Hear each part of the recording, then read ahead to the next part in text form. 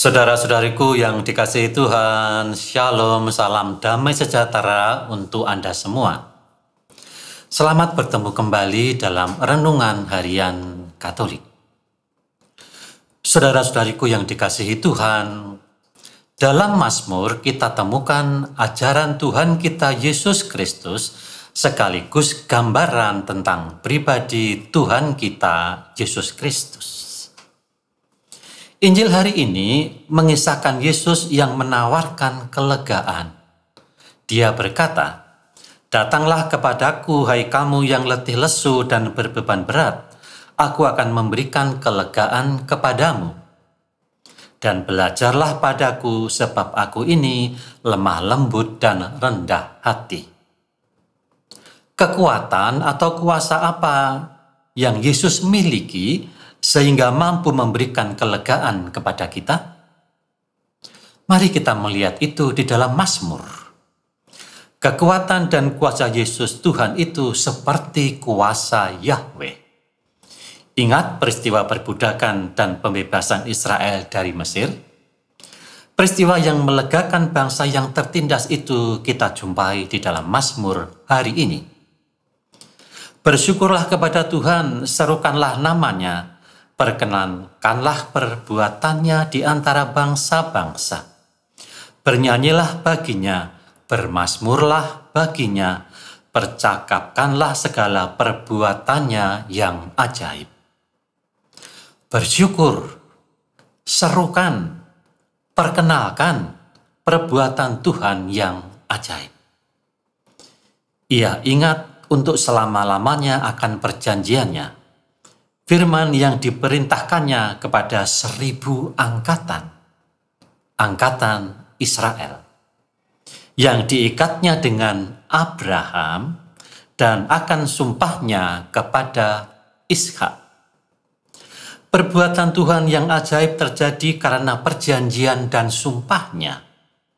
Janjinya ke Abraham yang akan menjadi berkat bagi segala bangsa, walaupun anak cucunya ada dalam kondisi tertindas di Mesir.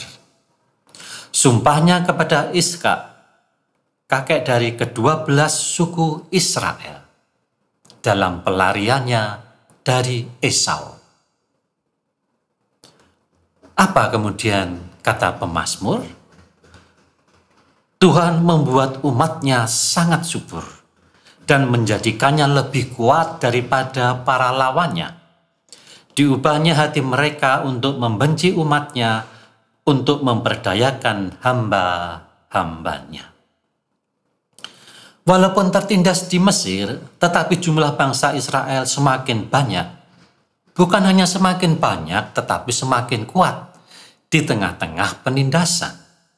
Sampai-sampai orang Mesir semakin benci, dan semakin benci, semakin menindas Israel. Tetapi pemazmur mengajak kita untuk melihat kuasa Yahweh. Diutusnya Musa, hambanya, dan Harun yang telah dipilihnya. Keduanya mengadakan tanda-tandanya di antara mereka dan mukjizat-mukjizat di tanah Ham, maksudnya Mesir. Musa sang utusan hamba Yahweh mengadakan tanda-tanda dan mukjizat. Itulah kuasa sang utusan dari Yahweh. Dan itulah yang dimiliki oleh Tuhan kita Yesus Kristus. Jangan lupa, dalam perjanjian lama utusan Yahweh adalah Musa. Diutusnya Musa dan Harun. Dalam perjanjian baru diutusnya Sang Putra, anak manusia, Mesias, anak Allah yang hidup, penyelamat, penebus. Yesus sang utusan memiliki tanda-tanda dan mukjizat seperti yang dilakukan Yahweh melalui tangan Musa. Sang Putra sebagai Mesias penyelamat, penebus Tuhan kita Yesus Kristus adalah orang yang membebaskan bukan dari perbudakan Mesir tetapi dari perbudakan dosa. Maka beban yang dipikul menjadi ringan. perjanjian Allah dengan Israel yang terasa berat menjadi ringan karena perjanjian baru. Bebanku pun ringan, kata Yesus Sang Putra. Bukan soal beban hidup, tetapi beban perjanjian yang menyelamatkan. Beban perjanjian baru menjadi ringan karena pembebasan dilakukan oleh Sang Utusan sendiri. Saudara-saudariku yang dikasihi Tuhan, mari kita mencintai Mazmur, karena di dalam Mazmur kita menemukan ajaran Tuhan kita Yesus Kristus dan gambaran tentang pribadi Tuhan kita Yesus Kristus. Amin.